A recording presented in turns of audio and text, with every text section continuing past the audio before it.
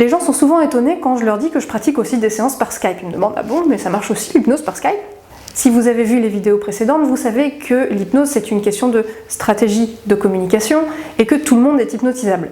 Si vous n'avez pas vu ces vidéos, eh bien, je vous invite à les regarder, les liens sont dans la description. Si cet outil qu'est l'hypnose s'utilise juste en parlant, eh bien, il n'y a absolument pas besoin d'être l'un en face de l'autre. Ce qui se passe dans une séance, c'est que l'hypnothérapeute va poser des questions à la personne, va l'interroger sur ses ressentis, sur ce qu'elle vit, et va l'accompagner dans l'état hypnotique et dans son changement, exactement de la même façon, en l'invitant à porter son attention sur quelque chose, en l'invitant à imaginer quelque chose, etc.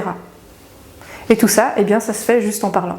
Alors par Skype, ça peut tout aussi bien être par téléphone, sans image, parce qu'il y a plein de choses qui passent dans la voix. Simplement, par téléphone par exemple, quand on n'a pas le visuel et qu'on ne peut pas observer les expressions de la personne et ses réactions, eh bien on va fonctionner un petit peu différemment. D'ailleurs, quand je dis téléphone, on peut aussi considérer Skype, puisque personnellement, je n'utilise pas l'image par Skype.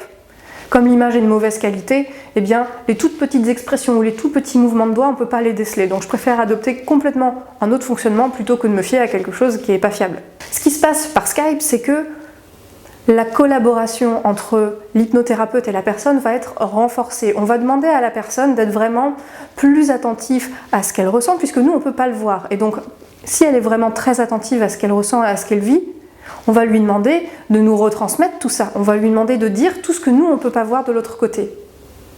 Et ça va la rendre encore plus active dans ses ressentis et dans son changement et dans son processus thérapeutique.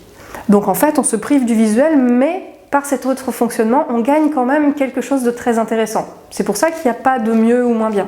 Il y a quelque chose qu'on utilise aussi en hypnose, ce sont des ancrages. L'ancrage, c'est associer un contact à une émotion pour pouvoir le réutiliser après selon les techniques qu'on utilise. Évidemment, là, il y a vraiment besoin d'être l'un en face de l'autre pour pouvoir opérer ce contact physique. Mais on peut tout à fait faire des ancrages auditifs. Pendant que la personne parle et ressent, eh bien, au lieu de faire un contact physique, on peut tout à fait faire des petits sons au bon moment. Après, c'est vrai que pour certaines personnes, c'est plus intéressant d'être en contact physique parce qu'à un moment, il va y avoir besoin d'un contact autre qu'un ancrage, un contact de support, un contact comme tenir la main, par exemple. Mais la qualité d'une présence par téléphone peut aussi faire cet effet-là. Il peut se passer plein de choses très fortes au téléphone et vous en avez sûrement fait l'expérience. Donc par une qualité d'écoute et de présence, eh bien, on peut quand même transmettre par la voix une notion de support qui serait passée autrement par un contact physique de réconfort par exemple. Donc retenez que c'est vraiment un fonctionnement différent. Après, oui, moi il y a des gens que j'ai eu en cabinet, j'aurais pas forcément fait des séances par Skype avec eux, mais c'est vraiment une toute petite partie.